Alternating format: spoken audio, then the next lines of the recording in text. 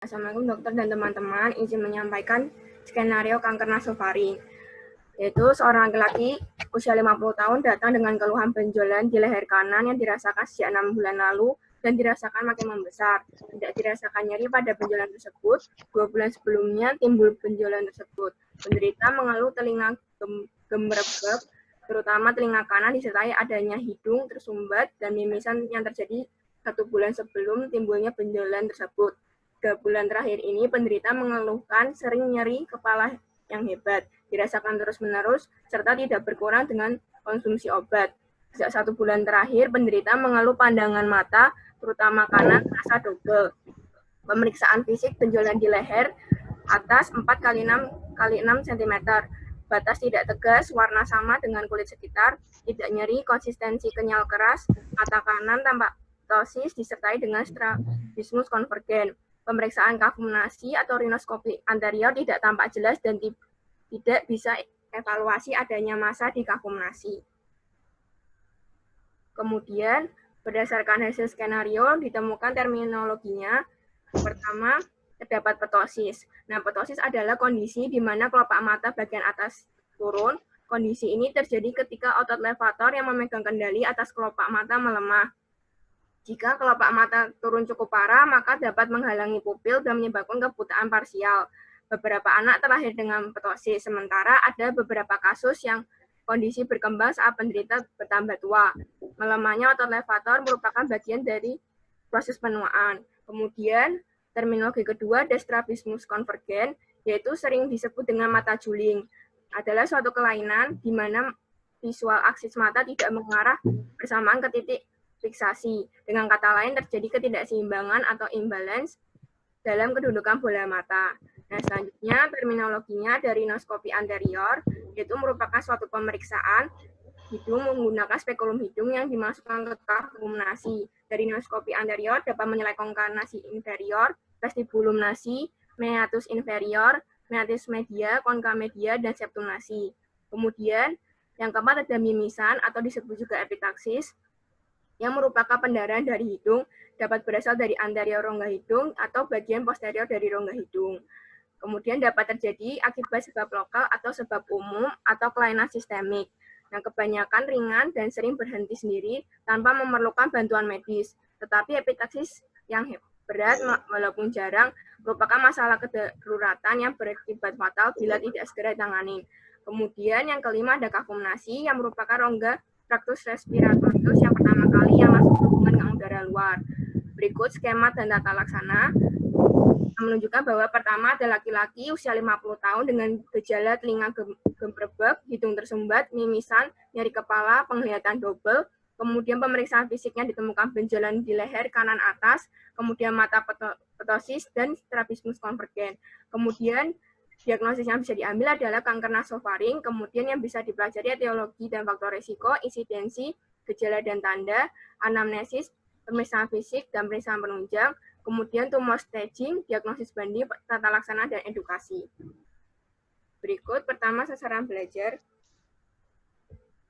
Izin melanjutkan, dokter, untuk etiologi dan faktor risiko kanker nasofaring. Jadi karsinoma nasofaring merupakan tumor ganas yang tumbuh di daerah nasofaring dengan predileksi di fossa Rosenmuller dan atap nasofaring yang merupakan suatu tumor ganas utama di nasofaring pada daerah endemis. Nah, penyebabnya bersifat multifaktorial dikaitkan dengan adanya interaksi antara infeksi kronik onkogenik gamma herpes virus Epstein-Barr, virus yang mana virus Epstein-Barr telah menginfeksi lebih dari 95% populasi dunia. Selain itu, faktor lingkungan dan faktor genetik juga terlibat dalam proses multisep karsogenik. Nah, transformasi ganas terjadi pada sel-sel permukaan di daerah nasofaring, namun penyebab sebenarnya belum diketahui.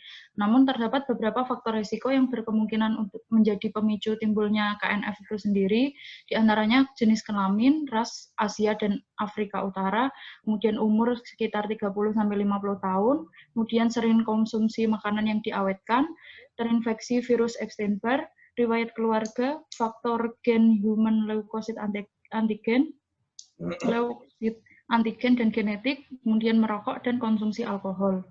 Kemudian dilanjutkan untuk yang insidensi. Selanjutnya, untuk insidensi kanker nasofaring, karsinoma nasofaring merupakan penyakit keganasan yang terjadi di sebagian besar belahan dunia dengan prevalensi kurang dari 1/100.000.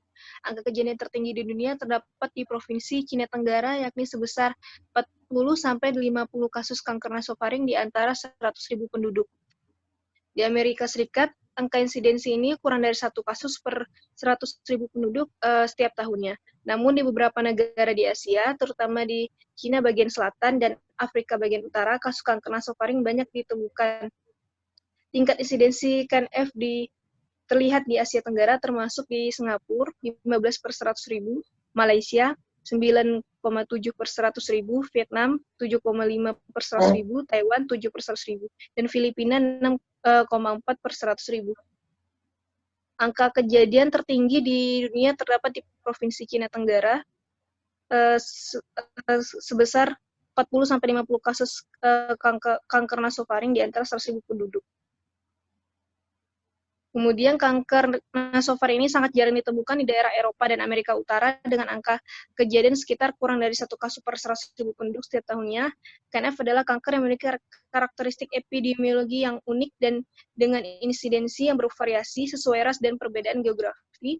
Insidensi kanker nasofaring ini pada beberapa tempat dunia masih sangat jarang. Di Indonesia, karsinoma nasofaring merupakan salah satu jenis keganasan yang sering ditemukan, berada pada urutan keempat kanker terbanyak di Indonesia setelah kanker payudara, kanker serviks, dan kanker kulit, dan keganasan yang paling umum di kepala dan leher. Berdasarkan Globokan 2012, terdapat 87.000 kasus baru kanker nasofaring muncul setiap tahunnya, dengan 61.000 kasus baru terjadi pada laki-laki dan 26.000 kasus baru pada perempuan. Dengan 51.000 kematian akibat KNF ini, 36.000 pada laki-laki dan 15.000 pada perempuan. KNF terutama ditemukan pada pria usia produktif. Perbandingan pasien pria dan wanita adalah 2,18:1 dan 60% pasien berusia antara 25 hingga 60 tahun. Selanjutnya dilanjutkan oleh teman saya. Selanjutnya, saya akan menjelaskan mengenai gejala dan tanda dari kanker nasofaring.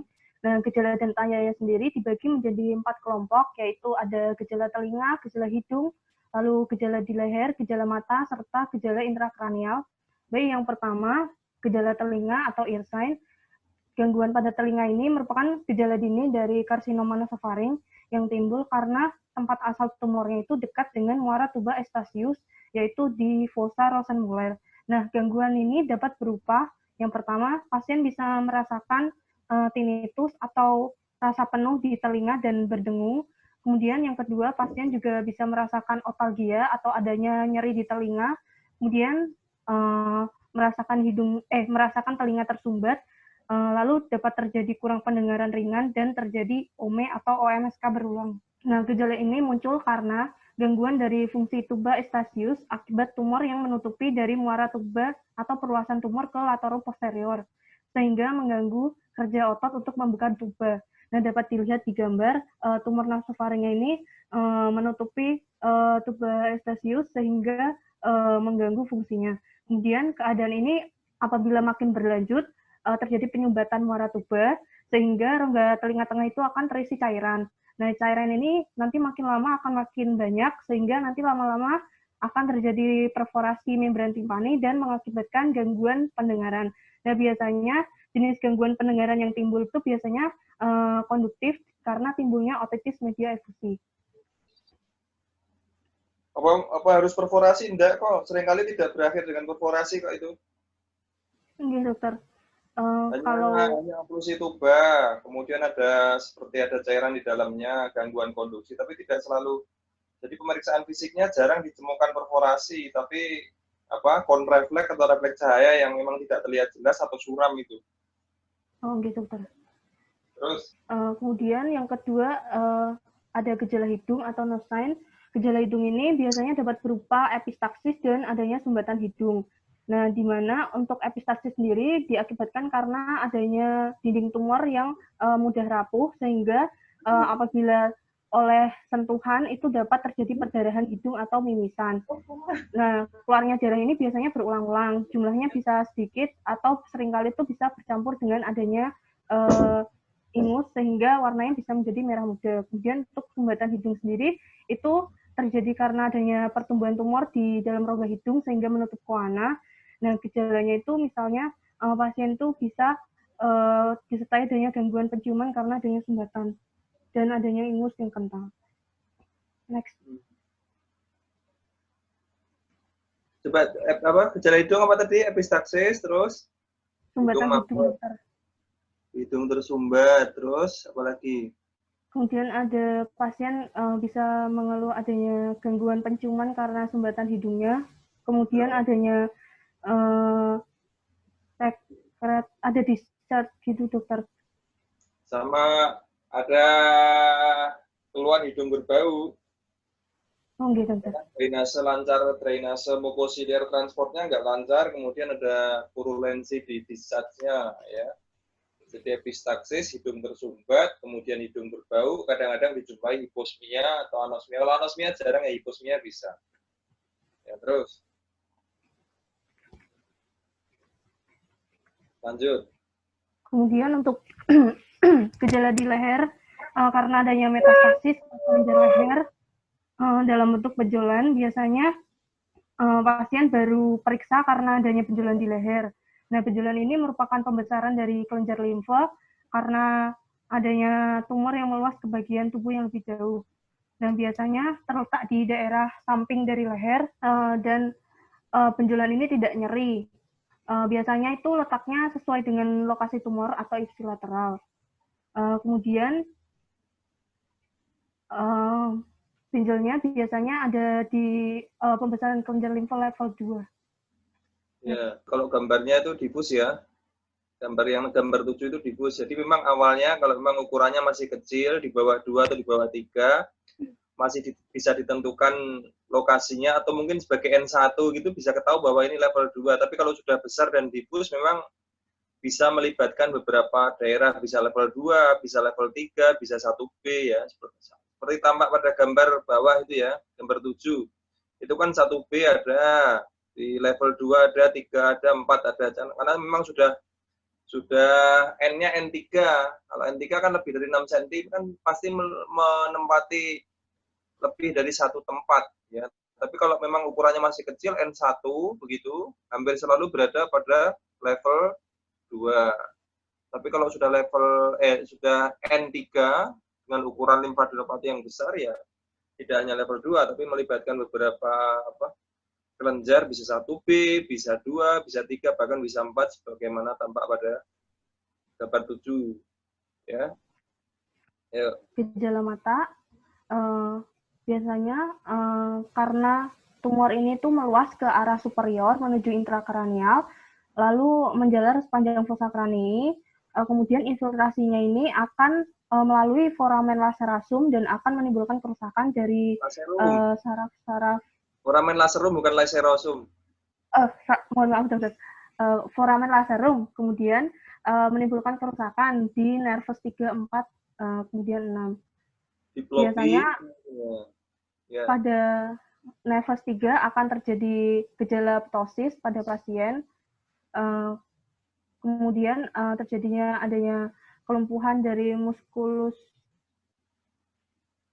Kemudian gangguan nervus 4 bisa terjadi. Manifestasinya apa ini kalau kemudian kelumpuhan muskulus nervus 3 ini? Bisa terjadi karena mempengaruhi levator, bisa terjadi ptosis, dokter. Ya, tadi yang penting juga ophthalmoplegi, jadi gerakannya akan terganggu ya. Jadi terus lagi? Kemudian untuk nervus 4 sendiri itu akan terjadi gangguan di muskulus oblikus superior bola mata. Jadi nanti pasiennya tidak dapat melirik ke bawah bagian dalam. Kemudian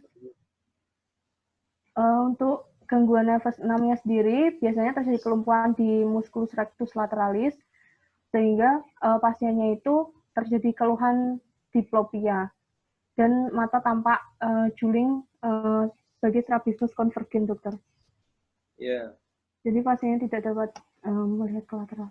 Kemudian untuk gejala intrakranial itu tumornya itu sudah meluas menuju ke foramen juguler sehingga mengenai dari saraf nervus 9, 10, 11 hingga 12. Gangguan ini juga disebut dengan sindrom Jackson. Untuk nervus 9 sendiri biasanya pasien bisa mengeluh kesulitan menelan.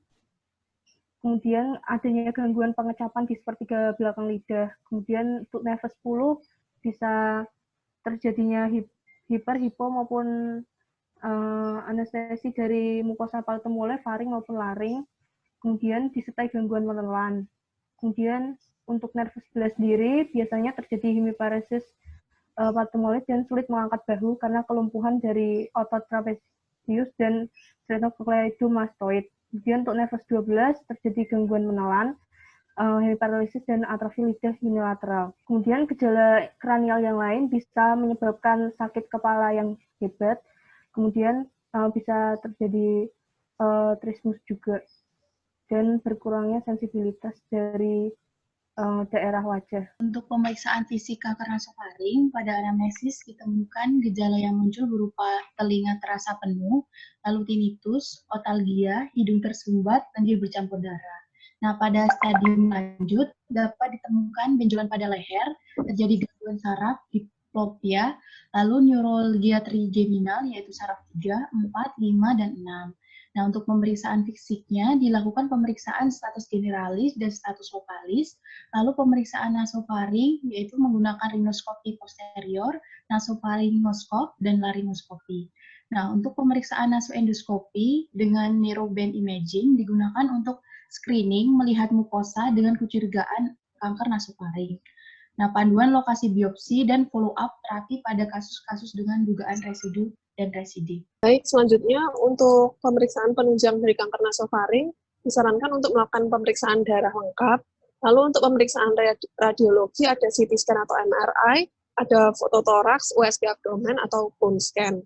Untuk menentukan stadium, dibutuhkan melakukan CT scan nasofaring dengan kontras untuk menentukan perluasan dari tumor itu sendiri. Dan untuk MRI sebaiknya digunakan apabila dicurigai ada keterlibatan intrakranial. Sedangkan untuk fototoraks, USG abdomen, dan bone scan digunakan untuk mencari apakah ada metastasis hingga organ lainnya. Dan tidak lupa dilakukan biopsi nasofaring yang dapat dilakukan melalui hidung atau mulut. Ini merupakan gold standard pemeriksaan penunjang untuk karsinoma nasofaring. Dan biopsi nasofaring itu tidak direkomendasikan dengan rinoskopi anterior atau blind atau tanpa alat ya. Jadi harus memang satu kesatuan dengan nasofaringoskopi atau endoskopi nasofaring. Jadi supaya proses diagnosis bisa dilakukan dengan akurasi yang tepat, biopsi ini selalu harus ya, terutama bila memang di rumah sakit yang fasilitasnya lengkap, sebaiknya dilakukan dengan endoskopi atau nasofaringoskopi dan biopsi. Bukan blind biopsi. Kalau blind biopsi nanti yang keambil malah mungkin posterior concha atau mungkin mucosa coana malah. Jadi nasofaringoskopi dan biopsi. Terus? Baik, terima kasih dokter. Selanjutnya untuk TNM dan tumor staging, terdapat nilai berdasarkan T, N, dan M. Untuk T merupakan keadaan tumor. Terdapat TX, T0, TIS, T1 hingga T4. Untuk TX berarti tidak dapat dinilai tumornya, T0 tidak terdapat tumor, TIS berarti karsinoma in situ, T1 berarti tumornya terbatas pada nasofaring atau meluas ke orofaring dan atau kavitas nasal tanpa adanya ekstensi parafaringeal, sedangkan T2 sudah meluas ke parafaringeal. Untuk T3 berarti tumornya masuk ke struktur tulang pada dasar tengkorak dan atau sinus paranasal. Untuk T4 berarti tumor dengan perluasannya hingga intrakranial, hipofaring, orbita atau pulsa intratemporal. Nah, kasus ini gimana? Kasus ini ada tanda-tanda yang mengarah ke keterlibatan orbita atau intrakranial enggak? Ada, dokter. Ada, berarti terlepas dari ukurannya berapapun ya, sekali lagi ya, terlepas dari perluasannya kemanapun atau ukurannya berapapun, kalau sudah ada misalnya strabismus konvergen misalnya, atau ada gangguan menelan, pusing kepala terus, berarti T4 ya. Ini berarti ya. T4 pasiennya. Terus ya. N. Selanjutnya N untuk penilaian ke kelenjar getah bening regional. Untuk NX kelenjar KGB tidak dapat dinilai, N0 tidak terdapat metastasis ke KGB regional, N1 terdapat metastasis unilateral di KGB servikal 6 cm atau kurang. Lalu N2 terdapat metastasis bilateral di kelenjar getah bening 6 cm atau kurang. Dengan dimensi terbesarnya di fossa supraklavikular. Untuk N3 terdapat metastasis kelenjar getah bening dengan ukurannya lebih dari 6 cm. Untuk N3A berarti ukurannya lebih dari 6 cm dan N3B perluasannya hingga fossa supraklavikular. Lalu untuk penilaian M atau metastasis, MX berarti metastasisnya tidak dapat dinilai, M0 tidak terdapat metastasis jauh, dan M1 berarti terdapat metastasis jauh. Selanjutnya untuk stagingnya, terdapat stadium 0, 1, 2, 3, 4A, 4B, dan 4C.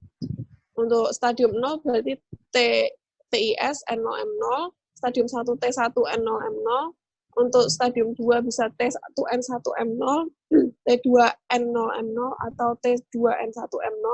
Untuk stadium 3 berarti T1N2M0, T2N2M0, T3N0M0, T3N1M0, T3N2M0. Untuk stadium 4A berarti T-nya sudah 4, T4N0M0, atau T4N1M0, atau T4N2M0. Untuk stadium 4B, T-nya dapat merupakan apapun, tapi N-nya 3 dan M-nya 0. Untuk stadium 4C, T-nya dapat apapun, N apapun, tetapi M1. Izin melanjutkan, dokter. Berikutnya ada diagnosis kanker nasofaring. Pertama ada TBC nasofaring, yaitu berdasarkan hasilnya bahwa kanker TB nasofaring ini sangat mirip dengan karsinoma nasofaring karena memiliki pembesaran kelenjar getah bening. Dan bahkan 70%-nya dalam TB nasofaring. Kemudian pembesarannya sendiri bisa supraklavikular dan bagian posterior bisa unilateral, multiple, dan tetap. Nah, kemudian pembesaran ini bisa dilihat lewat imaging dan pemeriksaan fisik. Kemudian dari TB nasofaring sendiri juga terdapat gangguan telinga seperti telinga terasa penuh, gangguan pendengaran, otorea, otalgia, tinnitus, dan efusi telinga tengah. Kemudian dari gangguan hidung sendiri bisa hidung beringus, postnasal drip, obstruksi nasal, kemudian epitaksis. Lalu gangguan lainnya bisa mendengur, sakit kepala, diplopia, batu produktif, penurunan berat badan, keringat malam, suhu tinggi pada malam hari, kemudian bisa demam ringan. Kemudian untuk membedakannya bisa dilakukan dengan biopsi nasofaring. Kemudian dari TB-nya sendiri bisa dilakukan kultur sputum. Kemudian yang kedua ada adenoid persisten. Biasanya terjadi pada anak-anak karena infeksi berulang. Kemudian dari adenoid sendiri bisa dilihat dari foto polos bagian atas nasofaring akan terlihat ada massa jaringan lunak yang berbatas tegas, simetris, dan struktur sekitarnya tidak tampak infiltrasi sehingga seperti bentuk dari karsinoma nasofaring. Kemudian dari adenoid persisten sendiri ada bentuk muka seperti adenoid facies. Kemudian untuk membedakannya bisa dilakukan biopsi. Kemudian yang ketiga ada angiofibroma nasofaring juvenil, biasanya terjadi pada laki-laki usia muda. Kemudian gejalanya sendiri ada epitaksis dan obstruksi nasal. Kemudian lokasinya pada nasal koana, nasofaring, dan pterigopalatina. Kemudian apabila dilakukan foto polos, maka akan terdapat massa pada bagian atas nasofaring yang berbatas tegas. Kemudian dari angiofibroma sendiri tidak atau jarang menimbulkan destruksi tulang, hanya ada erosi akibat dari penekanan tumornya sendiri. Kemudian dari angiofibroma bisa menggunakan angiografi. Kemudian dari PA nasofaring sendiri biasanya diagnosis bandingnya ada adenosarkoma, karsinoma, adenosistik, melanoma maligna, kemudian ada limfoma maligna. Yang tadi yang diagnosis keganasan tadi, adenokarsinoma. Bukan yang paling bawah, yang bawahnya angiofibrom lagi. Adeno-CA, karsinoma, adenokistik karsinoma, melanoma maligna, limfoma maligna. Ya memang kalau kita melihat keganasan nasofaring itu secara klinis spesifik sekali ya. Jadi kalau kita mau membandingkan dengan adenoid persisten pun, adenoid persisten tidak akan pernah kemudian mimisen, ya. Dia malah kemudian obstruktif sleep apnoeosas pada anak-anak. Kalau kemudian kita bandingkan dengan TB nasofaring, ya memang mungkin ada miripnya dari segi limfadenopati, tapi limfadenopatinya untuk TB kan biasanya multiple dan bisa bersamaan dengan proses-proses spesifik yang lain, ya. yang disertai dengan tanda sistemik, gejala sistemik, ya, keringat dingin malam hari, berat badan turun, ya. Terus kalau mungkin dibandingkan dengan angiofibrom juga sebenarnya cukup beda sekali, karena kalau nasofaring terjadi dekade keberapa? Nasofaring. Biasanya dekade keberapa nasofaring? Nasofaring. Usianya pada usia 40. Dekade kelima, ke-6, 50, 60, 60, 70, atau beberapa yang bilang 40, 50. Jadi 4, 5, 6 itu yang paling sering. Tapi kalau kemudian angiofibrom, kalau dilihat dari sisi usia di mana dia mulai tumbuh dan paling banyak di usia berapa? 20-an, dokter. Bukan, 20-an. Berapa? Namanya aja juvenile. Juvenile itu prapubertas. Menjelang remaja itu. Jadi namanya kan juvenile angiofibrom nasofaring. Nasofaring karena lokasinya, angiofibrom karena memang dia mempunyai sifat angio pembuluh darah dan fibrom jaringan ikat. Juvenile itu menggambarkan usianya. Jadi juvenile nasofaring angiofibrom atau angiofibrom adalah tumor-tumor pembuluh darah dan jaringan ikat yang terjadi di nasofaring yang sering terjadi pada usia-usia prapubertas. Jadi tiga-tiganya memang tampak sangat beda dengan CA nasofaring, KNF. Jadi diagnosis yang paling memungkinkan ketika memang ada CA nasofaring itu adalah diagnosis yang dibandingkan dengan keganasan-keganasan lain. Misalnya adenosarkoma, misalnya adenokistik karsinoma, melanoma maligna. Jangan melanoma maligna kan biasanya pada mana? Melanoma maligna itu tumor yang terkenal di mana? Sebenarnya di kulit, ya, melanoma maligna. Tapi ini ternyata juga bisa terjadi pada nasofaring. Limfoma maligna. Jadi ada beberapa keganasan histopatologi lain selain CH yang menjadi diferensial diagnosis, ya. Terus lanjut. Ini yang kelompok ini penyusunnya berapa ini? 9, dokter. 9, ya. Lanjutkan. Ini page berapa of berapa ini sudah? Izin melanjutkan, dokter. Untuk terapi CA nasofaring, yang pertama itu ada pengobatan utamanya adalah radioterapi. Kemudian juga ada pengobatan tambahan seperti diseksi leher, pemberian tetrasiklin atau faktor transfer, interferon, kemudian ada kemoterapi, ada seroterapi, vaksin, dan antivirus. Kemudian untuk karsinoma nasofaring early stage disease diobati dengan terapi radiasi saja dengan kontrol lokoregional yang baik. Tingkat kelangsungan hidup keseluruhan 5 tahun sebesar 90% untuk stadium 1 telah dilaporkan oleh penelitian sebelumnya. Terlampir pada tabel 1.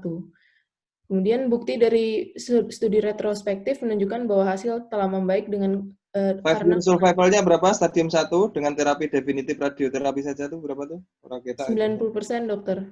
Ya. Jadi sebenarnya kalau kemudian kesadaran masyarakat kemudian tinggi ya, ketika kemudian dia mau berobat atau kemudian sadar ketika telinga gemerbek, mimisan ringan itu berobat, kemudian di scan stadiumnya masih stadium 1, di ER saja itu sembuh. Harapan kesembuhannya kan sangat tinggi. Cuman masalahnya di Indonesia pemahaman atau kesadaran kesehatannya masih kurang, gejalanya sudah lanjut, sudah mimisan, limfadenopati coli, sudah proptosis, sudah petosis, sudah nyeri terus, berarti kan rata-rata sudah stadium berapa berobat? Kalau seperti itu. Kalau sudah sampai kemudian stadium 4, dokter, stadium 4. 4, padahal terapinya tidak memungkinkan untuk radioterapi saja, terapi kombinasi kemo. Tapi itu pun hasilnya tidak sebagus kalau stadium 1. Artinya sebenarnya kalau dia berobat pada stadium 1, terapinya hanya dengan radioterapi saja, sebenarnya prognosis tumor ini itu bagus, karena memang terapi definitifnya adalah radioterapi. Cuman memang ya itu tadi, rata-rata terutama di rumah sakit pusat rujukan, termasuk rumah sakit Karyadi itu pun rata-rata berobat stadium 3, stadium 4, stadium 1, 2 jarang sekali. Jadi memang rata-rata di rumah sakit kita berikan terapi kemoradiasi, jarang yang radioterapi karena tidak pernah stadium 1, stadium 2. Itu ya. Jadi sebenarnya 5-year survival rate atau overall survivalnya cukup bagus, cuman memang kendalanya adalah kesadaran masyarakat memeriksakan diri pada stadium awal. Oke, berikutnya. Baik, berikutnya untuk intermediate stage atau stage 2 disease. Strategi pengobatan modalitas kombinasi umumnya direkomendasikan untuk penyakit stadium 2 karena tingkat kegagalan jauh yang terlihat pada pasien pada stadium ini. Data yang paling luas berasal dari uji coba fase 3 di mana 230 pasien yang sebelumnya tidak diobati dengan kanker nasofaring stadium 2 secara acak dilakukan terapi radiasi 2 dimensi ditambah dengan cisplatin mingguan bersamaan sebanyak 30 mg per meter persegi dibandingkan dengan pemberian radioterapi saja.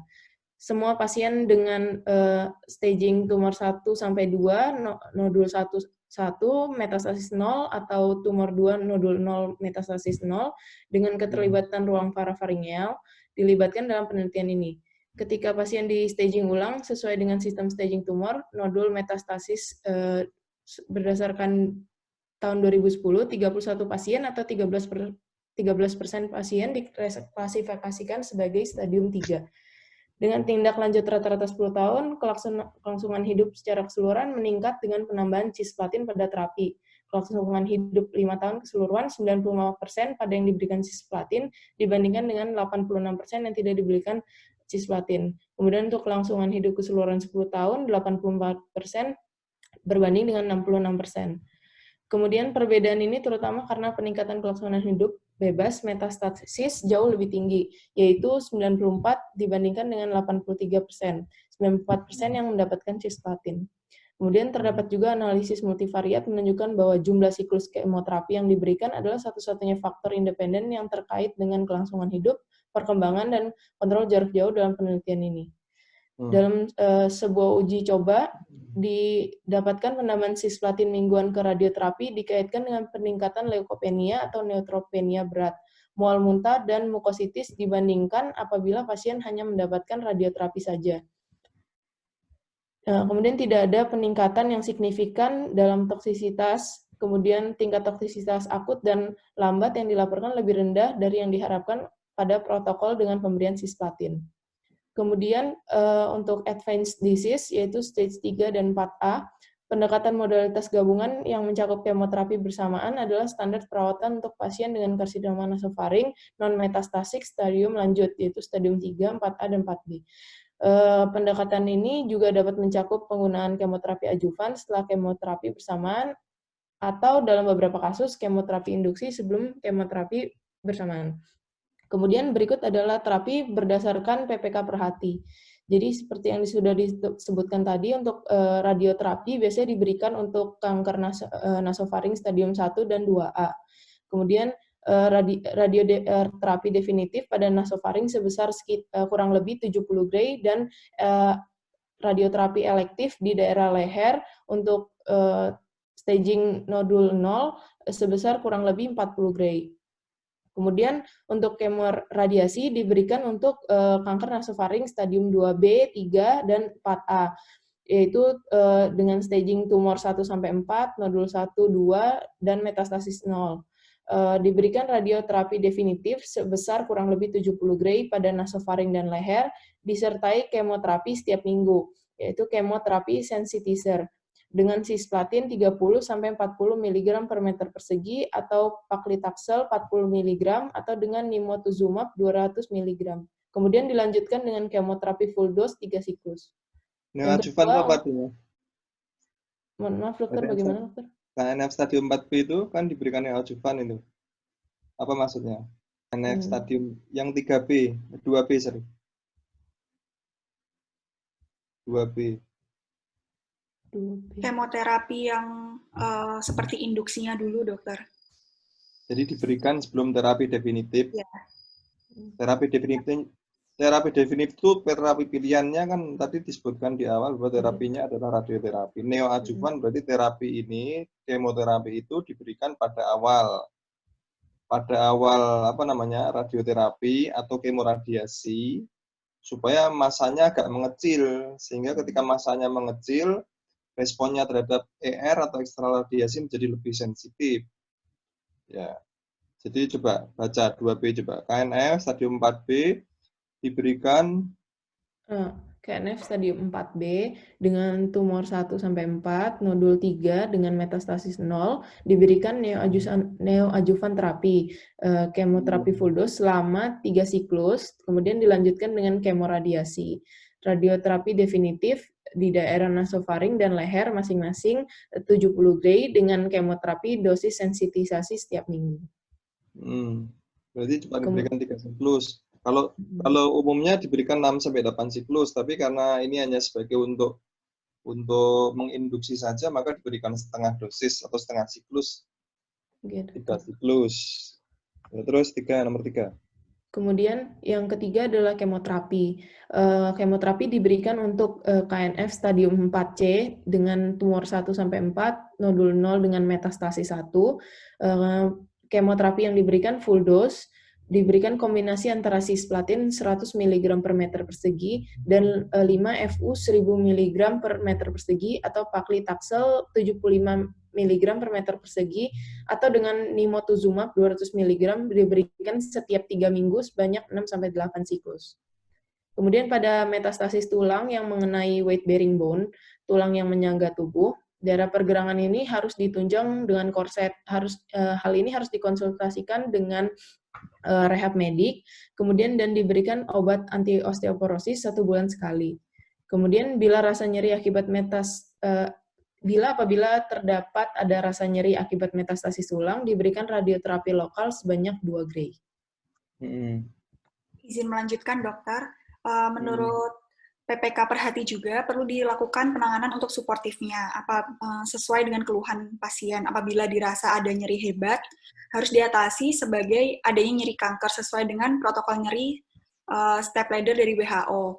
Apabila ada kesulitan makan atau asupan nutrisi yang kurang, dapat dipasang NGT pada pasien. Apabila terdapat tanda-tanda infeksi di saluran napas atas, telinga, dapat diberikan antibiotik sistemik atau topikal, dan dikonsultasikan juga ke spesialis THT, subotologi, dan apabila terdapat obstruksi jalan napas atas, dapat dilakukan protokol sesuai dengan obstruksi jalan napas atas. Selain itu, dapat juga dilakukan untuk perawatan paliatif, terutama pada pasien dengan pengobatan radiasi, di mana pada pengobatan radiasi ini akan didapatkan efek samping lain. Perlu juga diedukasi seperti adanya mulut rasa kering karena kerusakan kelenjar ludah, diedukasi bahwa pasien harus makan dengan banyak yang kuah, juga bawa minum kemanapun pergi agar selalu terhidrasi, dan mencoba makan dan mengunyah bahan yang rasa asam sehingga merangsang untuk keluarnya air liur. Diedukasi juga akan adanya mukositis rongga mulut karena jamur, rasa kaku di daerah leher karena fibrosis jaringan akibat penyinaran tersebut, adanya sakit kepala, kehilangan nafsu makan, dan terkadang bisa muncul mual dan muntah. Reversibel enggak ini? Reversibel, dokter, bisa.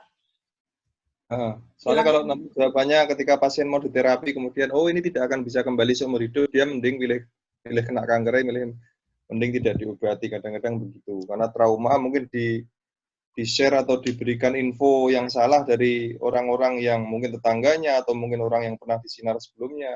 Ini keluarnya seumur hidup. Benar apa salah? Salah, dokter. Salah. Karena itu kan memang karena kerusakan glandula salivari, ya, glandula parotisnya kempis atau mungkin hipoproduksi atau hiposekresi sementara, tapi ya glandula submandibular juga menjadi area yang kena sinar tuh pada KNF, kena sinar juga, sublingual juga kena sinar. Jadi major salivary gland, parotis, submandibular, kemudian sublingual kena sinar semua, hiposekresi, kering. Begitu kering hilanglah rasa makanan, begitu kering timbullah suasana yang tidak higienis. Padahal lidah kan isinya apa? Lisosim, terus apa lagi? Imunoglobulin apa itu? Imunoglobulin apa lidah? Mungkin imunoglobulin A, dokter. Ya, imunoglobulin A. Jadi begitu kering, kondisi higien oralnya jelek, kan timbul akhirnya mukositis, hilang rasa, ya. Hingga kemudian, jadi orang-orang yang kena sinar itu intake-nya kadang-kadang sok memburuk, bukan karena tumornya, tapi karena dia intake nutrisinya menjadi berkurang karena ya itu tadi nggak nyaman untuk makan, tidak terasa ketika makan, sehingga pada beberapa kasus pasien-pasien post radiasi dilakukan pemasangan selang pipa Nasogastric tube. nasogastric tube. Nah, repotnya atau susahnya adalah nasofaring itu kadang-kadang memasangnya harus hati-hati karena melewati rongga nasofaring tadi yang sudah pernah disinar, jadi bisa menimbulkan luka baru. Ya, jadi yang perlu diingat bahwa komplikasi ini sifatnya adalah reversibel. Seperti tadi kemoterapi ya. Kemoterapi itu terjadi namanya mielosupresi ya. Bisa pansitopeni, bisa leukopeni, trombositopeni, anemi yang semuanya bisa reversibel. Ya, nanti kemudian dia bisa pulih lagi. Alopecia, botak, rambutnya gundul itu bisa juga kemudian hilang ya, tumbuh lagi rambutnya. Mual muntah ya, bisa diberikan obat antidotum, antiemetik. Ya. Jadi segala macam komplikasi akibat kemoterapi umumnya sifatnya reversibel. Tapi beberapa kasus ada yang reversibel tapi cukup lama. Misalnya apa? Karena kemo misalnya. Pengaruh kemo itu terutama golongan taksan atau golongan antimitosis paklitasen itu. Ini reversibel sebenarnya, tapi agak lama apa manifestasi keluhan yang dirasakan. Berupa berkurangnya sensasi rasa pada ekstremitas, pada ujung-ujung jari, namanya apa? Hipoestesi atau neuropati perifer. Ya, neuropati perifer itu lama, bisa 6 bulan, 8 bulan, kadang tahunan pada beberapa pasien yang sudah di kemoterapi. Ya, jadi itu yang memang perlu diinfokan bahwa ada beberapa kasus, ada beberapa keluhan, ada beberapa komplikasi yang nanti bisa pulih cepat, atau kemudian bisa pulih tapi agak memerlukan waktu yang lama, atau yang memang irreversibel. Misalnya tadi disebutkan, kemoterapi pilihan pada nasofaring adalah golongan platinum. Golongannya platinum, jenis obatnya cisplatin. Itu komplikasinya bisa renal injury, ya, gangguan fungsi ginjal. Akhirnya bisa berimbas pada chronic kidney failure, ya. Jadi bisa gagal ginjal memang. Jadi resikonya terbesar, salah satu resiko terbesar untuk kemoterapi yang diberikan pada karsinoma nasofaring terutama itu adalah bisa terjadi gagal ginjal. Dan itu umumnya seringkali ya, kalau memang sudah stage kelainan ginjalnya sudah stage lanjut ya bisa sifatnya irreversibel. Jadi memang harus hati-hati sehingga seringkali dan harus ketika mau melakukan kemoterapi harus diperiksa lengkap, darah lengkap termasuk fungsi ginjalnya.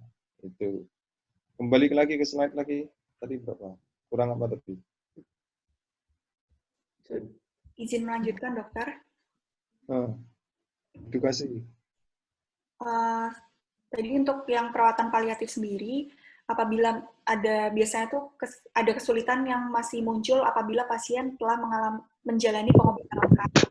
Seperti misalnya tumornya tetap ada atau residu atau kambuh kembali. Serta juga bisa timbul metastasis jauh pasca pengobatan ke tulang, paru, hepar, dan juga otak. Pada keadaan-keadaan seperti ini, biasanya hanya diberikan pengobatan simptomatis untuk meningkatkan kualitas hidup pasien. Seperti untuk mengurangi rasa nyerinya, mengontrol gejala, dan untuk memperpanjang usia. Untuk follow-up-nya sendiri, karsinoma nasofaring memiliki resiko rekurensinya. Pada resiko rekurensi, biasanya paling sering terjadi kurang dari 5 tahun. Dan apabila ada resiko 5-15% setelah 5-10 tahun pasca pengobatan, sehingga diperlukan follow-up jangka panjang, setidaknya sampai 10 tahun setelah terapi. Untuk edukasinya sendiri, memberikan penjelasan kepada pasien dan keluarga mengenai tujuan dan risiko biopsi yang untuk menegakkan diagnosis, selain itu mengenai stadium tumor yang sudah dijelaskan, hasil penemuannya, rencana terapinya akan diberikan radioterapi atau kemoterapi, dan akibat dan efek samping yang sudah dijelaskan sebelumnya selama dan setelah pengobatan. Terima kasih dokter, mohon arahan dan bimbingannya. Ya, saya rasa pembahasannya sudah cukup lengkap dari masing-masing, baik itu diagnosis, pemeriksaan penunjang, gejala tanda, terapi, kemudian komplikasi, termasuk edukasi, sudah cukup lengkap. Nanti segera hari ini juga di email ke saya. Halaman depannya nama penyusun, ya. Alamat email saya sudah ada di Daniel kalau nggak salah. Nanti saya kirim di situ.